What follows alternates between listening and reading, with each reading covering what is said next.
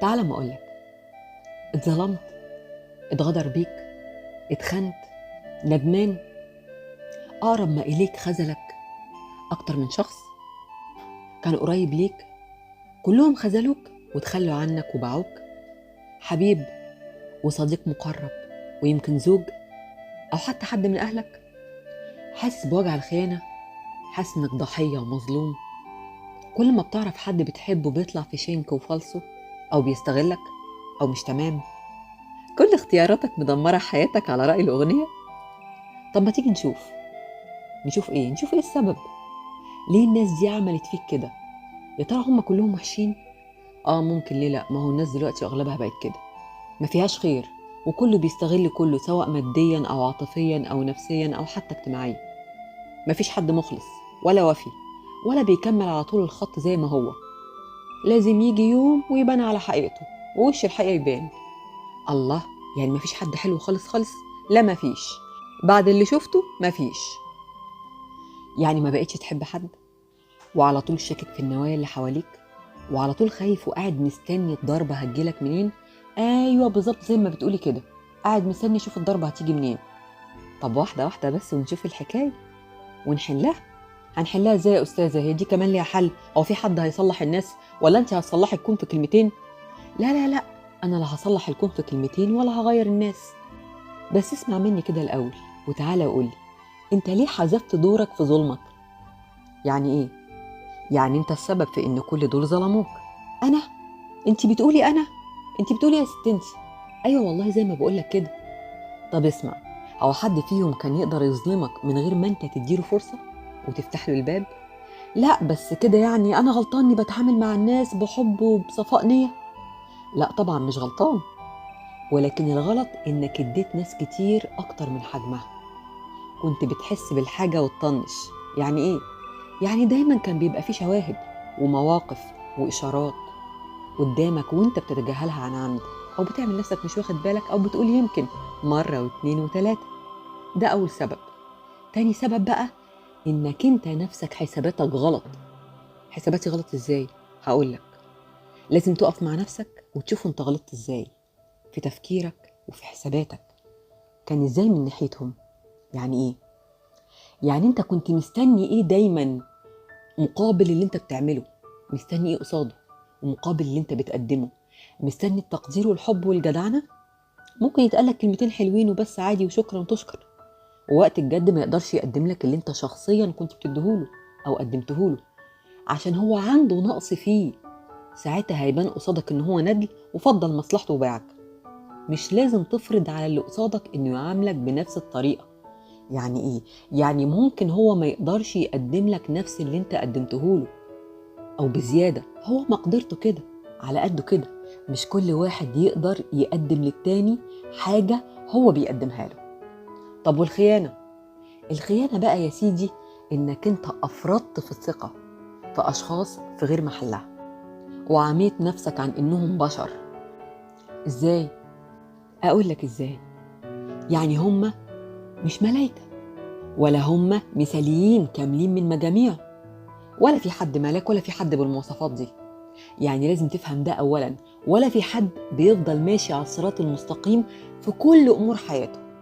ولو انت جيت واتنازلت عن حقك من أجل غيرك وقررت انك تضحي، يبقى ده اختيارك انت. ما تجيش بقى تقول له انا ضحيت عشانك وانت ما قدرتش او اتخليت عني وسبتني. ساعتها هيرد يقولك انا ما ضربتكش على ايدك ولا غصبتك، كنت تقدر ما تضحيش وتقدر تقول لا. وساعتها لازم تعرف ان هو صح حتى لو كان كلامه مؤلم. عشان كده الندم بيوجعك. لا ما تندمش ولا حاجة، علشان لو ما كانش ده حصل ما كنتش هتتعلم. تتعلم ايه؟ تتعلم الدرس. ايه هو الدرس؟ الدرس انك ما تفرطش في حاجة ولا تسرف فيها. يعني ايه؟ يعني ما تعملش الحاجة زيادة عن اللزوم يقوم الميزان يختل، ولا تسرف في العطاء، ولا تسرف في الخوف والحرص والشك، ولا تسرف في الغلط. عشان انت ما بتعملش، تاني هقول، ملايكة ولا شياطين.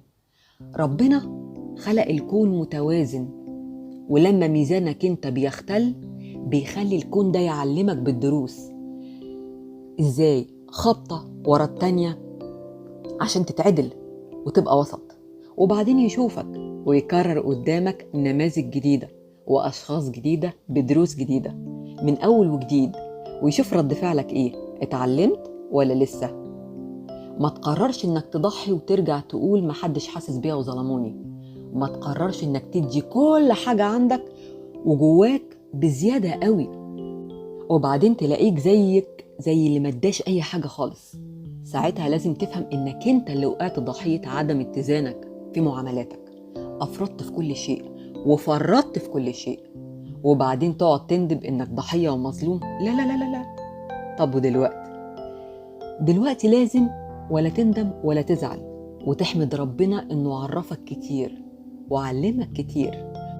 والضربة اللي ما بتقتلش بتقوي، وبتقوي قوي كمان، وبتخلي عندك مناعة وخبرة. والخبرة مش ببلاش، ومفيش حاجة ببلاش، كل شيء وله تمن، والمعرفة مش ببلاش، بس انت بقى قدها. دايما نتعامل مع اللي قصادك على انه انسان، ومش انسان مثالي، مفيش انسان مثالي. وقيم دايما حجم الأذى، وخليك دايما في منطقة الأمان في كل تعاملاتك. ايه هي منطقة الأمان؟ منطقة انه اللي قصادك ما يتملكش انه يضرك. اتعامل بكل مرونة، وقدم دايما كل خير بطريقة متوازنة، واللي في حدودك، مش انك تيجي على نفسك وبزيادة وتقدم كل حاجة وانت ما خدتش اي حاجة، وترجع تقول ما تمرش وخاينين. لا، ما تحاولش تقدم حاجة وانت مستني مقابل، سواء انه يردها لك بانه يفضل يقدر فيك طول العمر ويسبح بحمدك. مفيش حاجة اسمها كده. ربنا سبحانه وتعالى هو بس اللي بنسبح بحمده كل يوم، ولا انه مضطر ان هو يعمل اللي انت عملته. لو اتبدلت الادوار ممكن ما يقدرش، ما يعرفش، ما عندوش طاقة ولا قدرة انه يعمل كده، ولا جرأة انه يعمل كده. فما تلومش عليه، لانه مش انت ومش زيك، ومش شرط قدرته على العطاء تكون قد قدرتك على العطاء. ولازم تعرف ان ربنا بيسخرنا كلنا لبعض، سواء الصالح او الطالح. يعني ايه؟ يعني ممكن حد مؤذي ربنا يسخره ليك، يعلمك درس او حاجة، او حتى ينقذك من حاجة. احنا بشر وكلنا فينا ده وده. ولولا دفع الله الناس بعضهم ببعض لفسدت الأرض. افهم وتعلم، وما تزعلش من حد ولا من حاجة، واعرف ان الفضل كله لله. ولو انت عملت حاجة حلوة في حد وندمت عليها، اعرف ان ربنا كان مسخرك ليه، سواء بقى هو من وجهة نظرك يستاهل او ما يستاهلش، انت عملتها لله. اتعلم انك تعمل كل حاجة لوجه الله، حتى في اقرب الناس ليك، مش هتندم ولا هتزعل. وتعلم ما تستناش حاجة من حد، حتى لو قدمت له حاجة ما تستناش حاجة من حد، خليها قاعدة في حياتك. وتعلم ما تديش حد أكبر من قدره، عشان لو اديته أكبر من قدره هيقلل من قدرك أنت. وأعط ذي كل حق حقه، وساعتها مش هيبقى هو اللي غلطان، لا أنت اللي هتبقى غلطان. ولا تقلل من حد وتديه أقل من قدره، عشان هيسيبك وهيمشي. أما بالنسبة بقى للأمان والخيانة والغدر، أهلنا زمان قالوا مثل حكمة حلوة قوي. كانوا بيقولوا إيه؟ مطرح ما تآمن قوي خاف. يعني إيه؟ يعني مفيش حاجة تديها الأمان المطلق، خاصة البشر. القلوب بتتغير والنوايا كمان بتتغير، ولا يعلم ما في القلوب ولا النوايا إلا الله. حتى مع أقرب الناس ليك لازم يكون في منطقة آمنة، تبقى مطمن، وفي حدود، وفي مساحة شخصية لكل اللي حواليك وفي كل علاقاتك. مش تفضحها سداح مداح وترجع انت تزعل وتعيط وتندب حظك وتقول انا قلت وعملت واديت الامان وضربوني في ظهري وخدعوني وقتلوني وذبحوني. ما ينفعش الكلام ده. انت اللي غلطان من الاول، انت اللي غلطان، انت اللي عملت كده. نيجي بقى للجزئيه الاخيره، دور الضحيه اللي انت عايش فيه. انا عايش دور الضحيه؟ طبعا عايش دور الضحيه. انت لو فضلت حاطط نفسك في دور الضحيه، كل اللي جاي بعد كده ومعدي عليك هيلطش فيك، قصدي هيظلمك وبمزاجك. ما انت مستحلي الدور ده بقى وقاعد مستلذ بالألم. لا لا لا لا، مفيش حد بيستمتع بالألم، لا فيه. وإلا ما كانش طول الوقت تقعد تشتكي وتندب حظك وتهين في نفسك وتستصعب على اللي حواليك وعلى غيرك وعلى نفسك. قوم كده وتعلم الدرس وخليك أقوى، ولا عدى اقفل بابه وانتهى، وخلينا في الجديد، خلينا في بكرة. كمل طريقك وانجح واعمل اللي عليك، بس بأدوات جديدة، بخبرات جديدة. ساعتها هتحس بنفسك وبنجاحك، واعتبر كل اللي عدى عليك زي ما اتفقنا دروس، وكل درس بتمن. وانت دفعته خلاص. نستفيد بقى من اللي اتعلمناه ونخلينا متوازنين دايما في كل علاقاتنا. اشتري نفسك لكن ما تبيعش غيرك. تعرف تعملها؟ وتعامل من غير خوف. وزي ما في ناس مؤذية في ناس برضو صالحة، وكلنا في دايرة واحدة.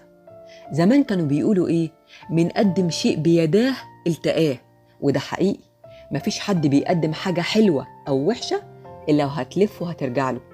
داين تدان. ودلوقتي بيسموها الكارما. والكارما مش شرط إنها تكون وحشة أو انتقام أو رد دين سيء. مش شرط أبدا. الكارما ممكن تكون حاجة حلوة، وكمان لو أفرطت فيها بتعلمك إنك تتعدل وتتحسن وتتوازن. ساعتها بس محدش هيعرف ينول منك أو يأذيك، عشان انت أصبحت متوازن وفي المنطقة الآمنة أو الأمان، السيف زون يعني. الموضوع ده كله بالذات فيه كلام كتير ما بيخلص وتفرعات كتير قوي. حاولت بقدر الإمكان أفهمك إنك زي ما انت حاسس إنك انت مظلوم فانت برضو ظالم، وساهمت في ظلمك لنفسك. ولو عرفت ده كويس وقدرته وقيمته هترتاح، مش هتكرره بنفس الطريقة تاني. وطبيعي جدا إن كل واحد هيقدم مصلحته على مصلحة غيره، بس أهم حاجة إنه ما يأذيش غيره، وإنت كمان ما تسمحش إن مصلحة غيرك تأذيك. خلصت حلقتنا النهاردة، ومستنية آرائكم وتعليقاتكم، وقولوا لي مواقفكم أو راسلوني على الصفحة. ولو في أي موضوع أو موقف حابين نتكلم فيه أحب أشوف مقترحاتكم. كان معكم هند الدالي.